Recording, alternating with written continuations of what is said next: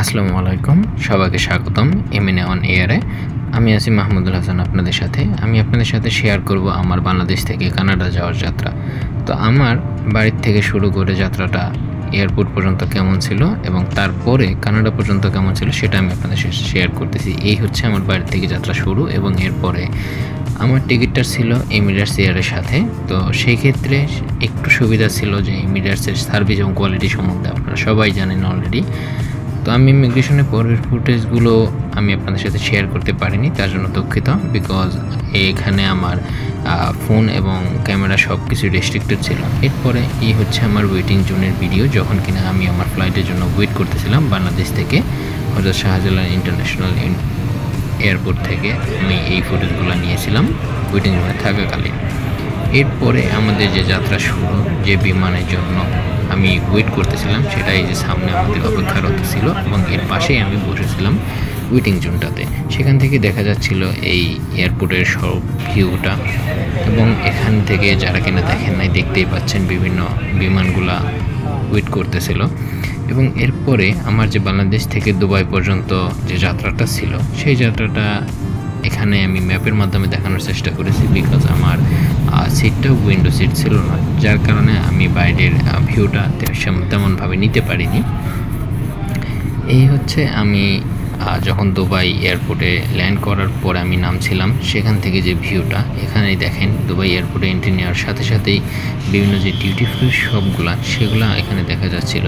এবং দুবাই মল সম্বন্ধে Dubai airport সম্বন্ধে আপনারা যারা জানেন তারা অলরেডি জানেন যে এটা অনেক বড় একটা এরিয়া নিয়ে দেয়া আছে এবং সেখানে বিভিন্ন রকম ডিউটি শপ আছে। এখানে আমিও যেহেতু ফার্স্ট টাইম ছিল একটু কনফিউজ ছিলাম যে কোথা থেকে কোথায় যাব।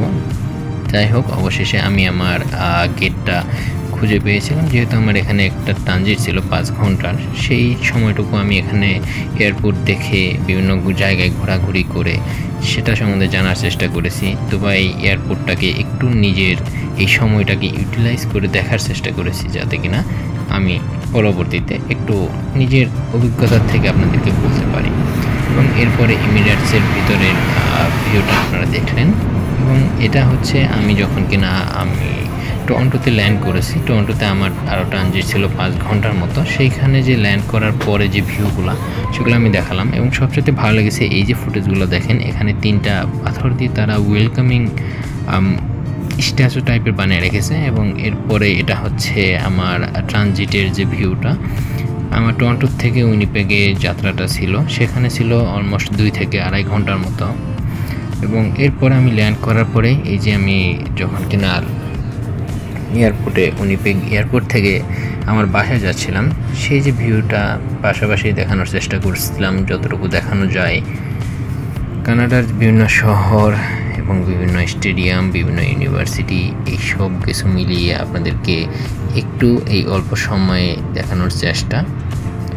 যদিও এটা আমার ক্যামেরার চাইতে বাস্তবে অনেক বেশি সুন্দর লাগতেছিল, বা যতটুকু দেখানো যায় আপনাদেরকে দেখানোর সর্বোচ্চ চেষ্টাটা করা হয়েছে।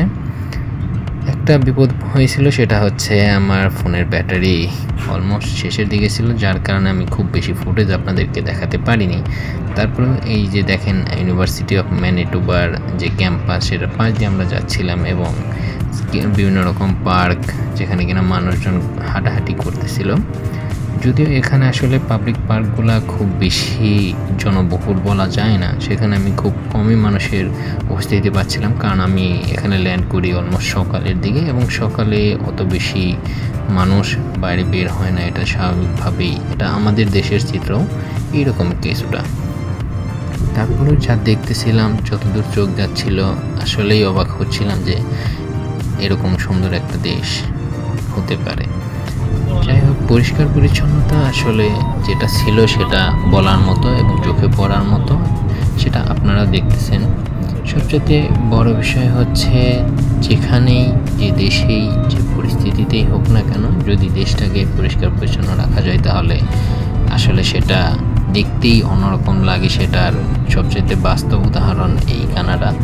আমি যদিও অনেক বেশি দেশ ঘুরিনি, অনেক বেশি দেশ সম্বন্ধে আমি জানি না, বাট সেটা আমি দেখতেছি, সেটাই আমি আপনাদেরকে বলার চেষ্টা করতেছি। আমার অভিজ্ঞতা থেকে ভুল ত্রুটি হলে আমার দৃষ্টিতে দেখবেন। যাই হোক, অবশেষে আমি পৌঁছে গেলাম আমার কন্ডোতে এবং এরপরেই সবাইকে স্বাগতম। সবাই সাবস্ক্রাইব করে পাশে থাকবেন এবং লাইক, কমেন্ট, শেয়ার করবেন। Thank you.